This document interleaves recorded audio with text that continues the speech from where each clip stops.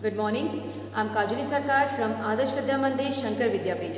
Today we will start a new chapter about tribals, and this chapter I have taken from class 8 history, 4th chapter, that is tribal decos and vision of golden era.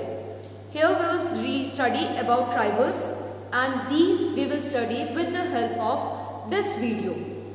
Let's start the video. Life of tribals. In mid-1870s, Birsa was born in a family of Mundas, a tribal group that lived in Chota Nagpur. The tribes had customs and rituals that were very different from the customs and rituals of the Brahmins. How did tribal groups live? Tribal people were involved in a variety of activities in different parts of India by the 19th century. Some were jhum cultivators.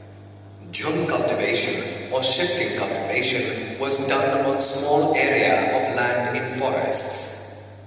The cultivators cut the treetops, allowing the sunlight to reach ground.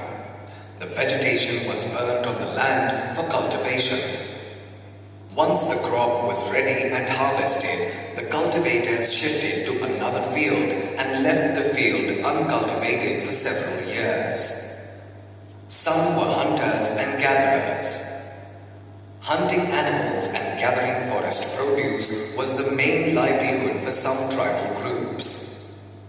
The Khons were hunters and gatherers living in the forests of Orissa.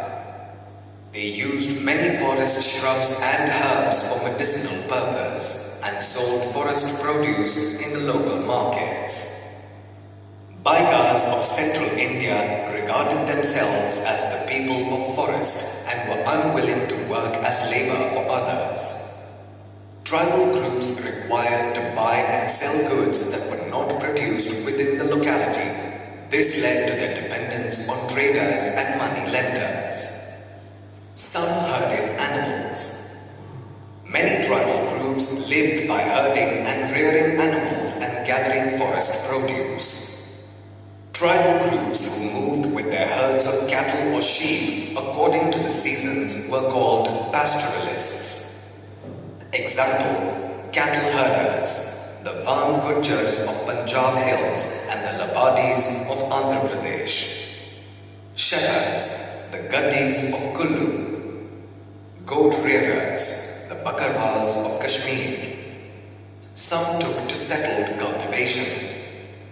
Many tribal groups had begun to settle down instead of moving from one place to another. They began to use the plough and got rights over the land they lived on. Tribal groups like the Khons and Santhals were more civilized than the hunter-gatherers or shifting cultivators, according to the British officials. Effect of colonial rule on tribals. What happened to tribal chiefs? Before the arrival of the British, tribal chiefs enjoyed economic power and had the right to administer and control their territories. Under British rule, the power and functioning of the tribal chiefs changed as they were allowed to keep their land titles but were forced to follow laws made by British officials in India. What happened to the shifting cultivators? The British were uncomfortable with the shifting cultivators. The British wanted to regularize revenue source for the state, so land settlements were introduced by British. The British effort to settle jhum cultivators was not successful. After facing widespread protests, the British allowed jhum cultivators the right to carry on shifting cultivation in some parts of the forest. Forest laws and their impact. The life of tribal groups was directly connected to the forest. The forests were declared as state property by the British. Reserved forests were for producing timber which the British wanted. In reserved forests, people were not allowed to move freely or practice jhum cultivation. Many tribal groups reacted rebellion.